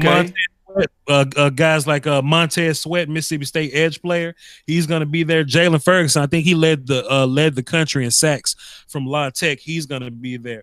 O'Shane Zimenez, Old Dominion, obscure state. He's one of those guys. Old ass Dominion. He's another small school kid that I'm really going to be keeping eyes on him. And Zach Allen from Boston College. I know he got a little fan base. People really concerned about him. So, and I called out some cornerbacks and Nazir Adderley, safety from Delaware. I'm be keeping eyes on him. So it's a lot of Senior Bowl guys to look at, man. So keep your eyes open, please. No, I mean, it's gonna listen. This is gonna be, it's gonna be fun, Law. And so, you know, me and Voch hits the film, and I kind of just really dissect like what other teams maybe want to do, who maybe want to jump funny. Like I can tell you right now, the Redskins can't make another move until they draft their future quarterback. So you're gonna hear a lot of smoke and mirrors. They have to. You can't move. As a GM, all right, so I got my scouts. You guys are my scouts, or you my film guys, and you telling me what's going on. But I can't move forward as a team unless I have a quarterback. I just told you guys at the beginning of our video, we can win with 4. Now we can go start plugging pieces. These teams who don't have quarterbacks, the Giants, the Skins, Sure. I mean Miami, what are they going to do a quarterback? Jacksonville. So you're going to get Jacksonville. So you're going to get teams that start reaching, start doing some things in free agency. So that's another thing that it can really push some good talent back. That's what you're hoping. You hope that you really want Daniel Jones to go out here and light it up. You want Will Greer to go out there and light it up. So some of these teams can reach on some of these bums, and then we go out and do our thing. Don't call them bums, Fuzz. They work hard, man. They work. Okay, I'm sorry. Don't call these bums bums. I'm not trusting Will Greer in the NFL. I'm just not. Big 12 make everybody look a little better, huh? There you go. Come on, Voch. And I know I don't want to offend anybody, but I'm not trusting some of these guys. You know, they get to an NFL practice because what people don't understand is let's just think of something simple right here and now. The field shrinks in the NFL. Sure. Like the hash marks aren't the same. So all of those wide plays and all of those, you know, they got 10 receivers on the field. It feel like that stuff don't work in the league, dog. Sure. Like that stuff don't. The talent is legit in the NFL. I mean, the backups in the league are flat out. So, I mean, so we got like 15 minutes. You know what I'm saying? I ain't gonna hold y'all too long. Let's get some thoughts about Kellen Moore, and we're gonna wrap this thing up and get up out of here. First, I want to hear you first, man. Matter of fact, I want to hear Law first. He the OG. He the OG. I want to hear Law first. What you think about Kellen? Well, I got so many people that hit me up and inbox me about Kellen Moore. They told me to look up this John Gruden tape, the Gruden grinder, and they was telling me that Kellen Moore, he pretty much drawed up or crafted up the plays for Boise. And I looked up his record. It was like 50-something and 3. So to me personally, it's going to be a new wrinkle. I think that he can identify with Dak Prescott and see what his strengths are. I think he can say that. But by him being, the quarterback coach, he can only help him out in terms of quarterbacking. But now it's in terms of actually drawing out the plays. So to me, I think that he's going to be a very, very beneficial part to Dak Prescott in moving the ball vertically and horizontally with the actual pass. But I still have my reservation against the run. I don't know how he's going to draw up the plays for the run. That's my thoughts. You know, there are good and bad things about the Cowboys fan base on the internet. You know what I mean? Like, the good thing is that we get views. The bad thing is that they go find damn videos from 6 years ago that don't even matter no more. The Gruden. Right, hey, somebody just said, hey, yo, I agree with Hey, I got to give you a shout out. Rolano 1013.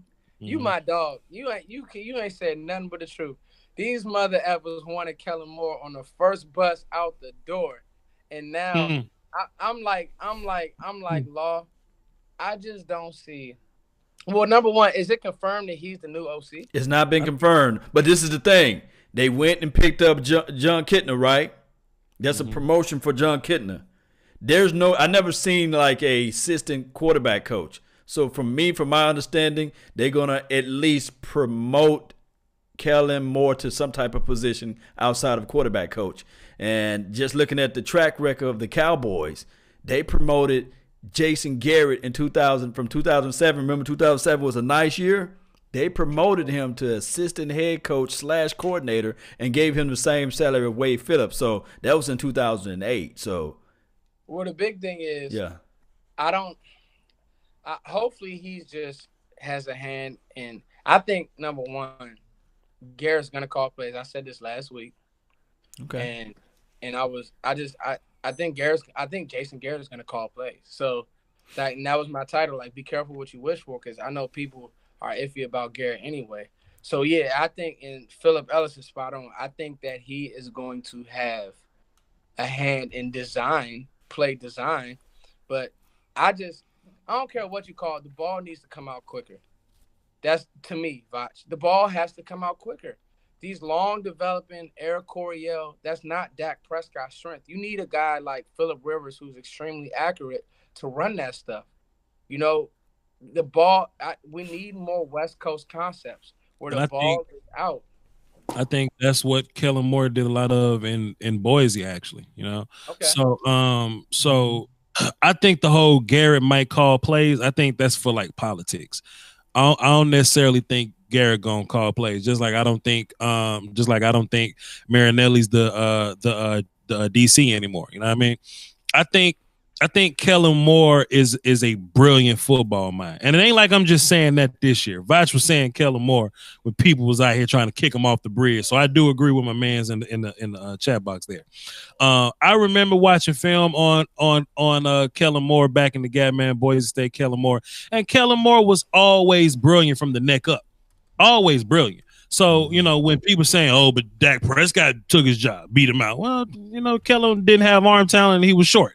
You know, he didn't have all the extra stuff, but from the brains up, Kellen Moore was, you know, he was great. And if you go watch any Kellen Moore Boise film session, you will see some of the combinations and things that they were doing. It was a lot of motion. It was ahead of their time, honestly. And this the funny shit.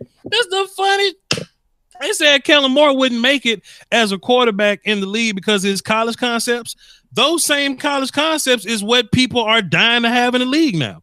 All the movement, all the shifts, the damn motions. We don't pound the ball in the league no more. I mean, we do, but we do it through motions and shit now. I dropped a film yesterday. If y'all haven't, not a film, but a video. If y'all haven't seen it, go check it out. But I basically drew the same play 9 different times. Right. And all I did was incorporated motion, and I incorporated movement, shifts, and different formations, personnel packages. Right. That's all it is. So people saying that we need a new scheme, that ain't true. We're going to have the same scheme because Sean McVay run the same plays that we run.